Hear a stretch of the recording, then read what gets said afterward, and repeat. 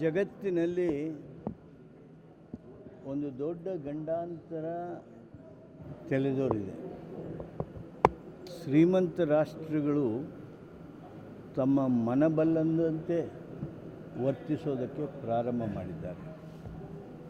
ಹೆಚ್ಚಿನ ಆರ್ಥಿಕ ಶಕ್ತಿಯ ಮೇಲೆ ತಮ್ಮ ಸಾಮ್ರಾಜ್ಯವನ್ನು ಸ್ಥಾಪಿಸಬೇಕು.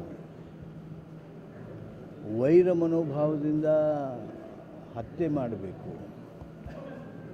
ಒಟ್ಟಾರೆ ಜಗತ್ತಿನಲ್ಲಿ ಅಶಾಂತಿಯನ್ನು ಇವತ್ತು ಹಬ್ಬಿಸ್ತಾ ಇದ್ದಾರೆ. ಇದು ಅತ್ಯಂತ ಖಂಡನೀಯ. ಅಶಾಂತಿಯನ್ನು ಯಾರೇ ಹಬ್ಬಿಸುವಂಥ ಪ್ರಯತ್ನ ಮಾಡಿರಲಿ ಅವರನ್ನು ಭಾರತ ದೇಶ ಖಂಡಿಸ್ತದೆ. ಇದು ಮಾನವ ಕುಲಕ್ಕೆ ಒಳ್ಳೆಯದಲ್ಲ. ನಿಮ್ಮಲ್ಲಿ ಶಕ್ತಿ ಇರ್ಬೋದು, ಸಾಮರ್ಥ್ಯ ಇರ್ಬೋದು, ಆದರೆ ಮನುಕುಲವನ್ನು ಶಾಂತವಾಗಿ ತೆಗೆದುಕೊಂಡು ಹೋಗುವಂಥ ಔದಾರ್ಯತೆ ಮನೋಭಾವ ಇರಬೇಕು. ಅದಕ್ಕೇ ನಾವು ನಮ್ಮ ದೇಶದವರು ಈ ವಿಶ್ವಶಾಂತಿಗಾಗಿ ಇಷ್ಟು ಹೋರಾಟ ಮಾಡ್ತಾ ಇರೋದು. ವಿಶ್ವಶಾಂತಿ ಮತ್ತೆ ಸ್ಥಾಪನೆ ಆಗಬೇಕು.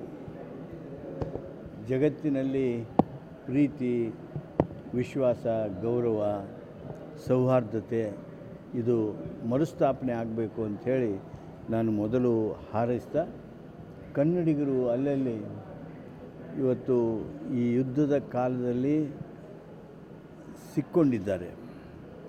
ಅವರನ್ನು ಶಾಂತವಾಗಿ ಕರೆತರುವಂಥ ಕೆಲಸವನ್ನು ಕೇಂದ್ರ ಸರ್ಕಾರ ಅತ್ಯಂತ ಗಂಭೀರವಾದ ಹೆಜ್ಜೆಗಳನ್ನಿಟ್ಟು ಪ್ರಯತ್ನ ಮಾಡಬೇಕು.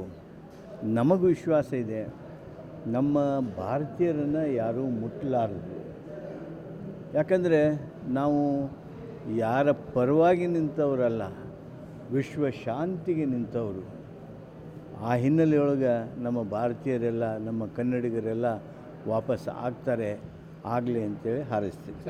ಭಾಳಷ್ಟು 2 ಮಹಾಯುದ್ಧಗಳು ಆಗಿದ್ದು.